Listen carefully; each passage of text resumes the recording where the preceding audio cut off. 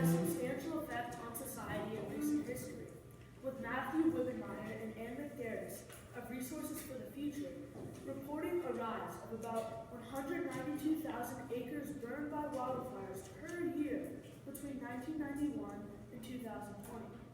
In 2019 and 2020 specifically, Australia was a target of these bushfires, with 2,500 homes being destroyed, according to Statista.com. Thousands of animals that depended on Australia's unique environment were displaced, and almost 46 million acres of land was burned, according to Desert Philanthropy. And here's a graph showing the size of the Australian wildfires, which shows that wildfires are becoming more serious as time goes on. Wildfires also have a tremendous effect on the environment around them. The smoke emitted from wildfires can contaminate waters and pollute algae, get into the lungs of animals, and severely accelerate global warming, according to Jared Dashoff. Jared also notices a loop between global warming and wildfires, with each one worsening the other as time goes on. Additionally, Colleen Reed notices a connection between wildfire smoke exposure and respiratory infections.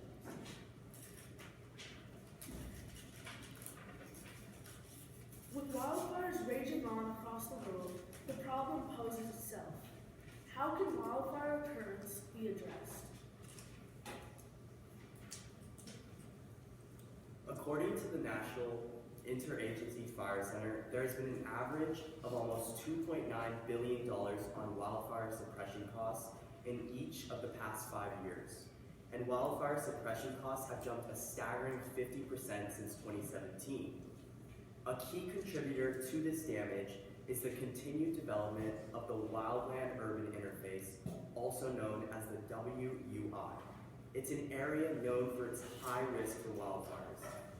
Anna M. Clark, Department Head of Agricultural Economics at Texas A&M University, identifies development in the wildland-urban interface as one of the primary factors of increased wildfire expenditures.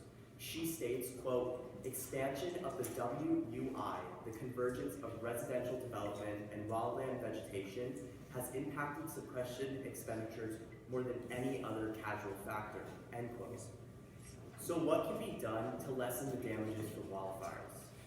Benjamin Rashford, a PhD in agricultural and resource economics at the University of Wyoming, advocates for spatial planning coupled with defense management to mitigate the damages from wildfires.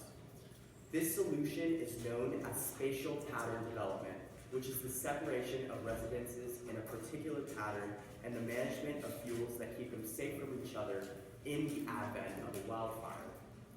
Based on a study by Benjamin that analyzed 281 fires in Colorado, Montana, and Wyoming, quote, policies that control the spatial pattern of WUI development can be nearly as effective as policies that completely restrict WUI development altogether.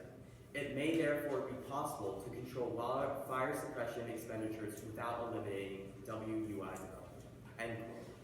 Furthermore, a wildfire risk expert at the University of Melbourne, Costanza Gonzalez, conveys, quote, research has established that settlements, characteristics, location, and physical design affect both the likelihood and consequence of wildfires. Disaster policy in Australia and abroad has therefore recognized spatial planning as a critical player in reducing wildfire risk in WUI areas. But suffice it to say, incentive programs or government aid programs should be introduced to execute this plan effectively. Our second solution is prescribed burning. According to doctoral candidate Adam Berger, prescribed burning has been in practice on traditional land management for indigenous communities for thousands of years to maintain the health of ecosystems. The University of California says, quote, 200 years ago, someone walking through Yosemite would have not seen the densely packed forest we now associate with the Sierra Nevada. They would have passed through broad meadows and perhaps even drawn to comment, as the Spanish did, on how the land appeared like a well-tended garden, end quote. Gregory et al. researching New Mexico fire ecology, says prescribed burns mimic natural fires and help maintain the health and diversity of fire-dependent ecosystems. They remove dead plants material and reduce fire accumulation to promote new vegetation growth. The Fish and Wildlife Service says that wildlife habitats are improved by creating a diverse wildlife habitats for a mosaic of different age vegetation, which supports a wide range of species. For example, sequoia tree in California can only reproduce after a fire opens the cone. William Gerard, PhD for the Forest Service, says that forest health can be improved by wildfires while prescribed burning to reduce the risk of severe wildfires and improve tree growth by completely removing the understory and canopy dead plants. However, it is important to note that prescribed burns must be carried out with caution and under the supervision of trained professionals to ensure that they don't get out of control and cause harm to people, property, or the environment, according to the National Park Service. So both spatial pattern development and prescribed burning are two commonly used solutions today. However, we decided that prescribed burning is the better solution because it's more practical and it's cheaper.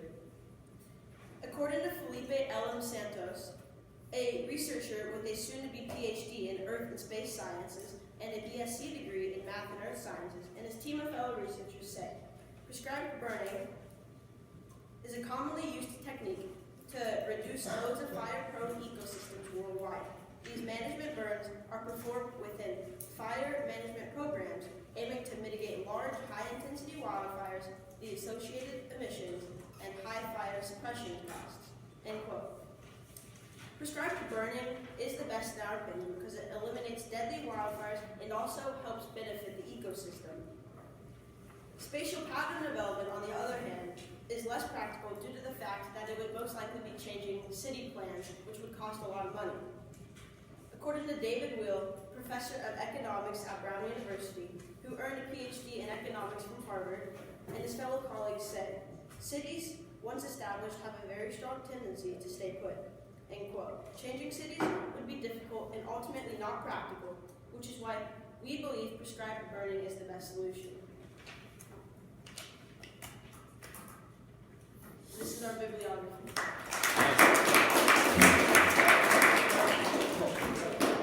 Okay, guys, once again, take a couple of minutes.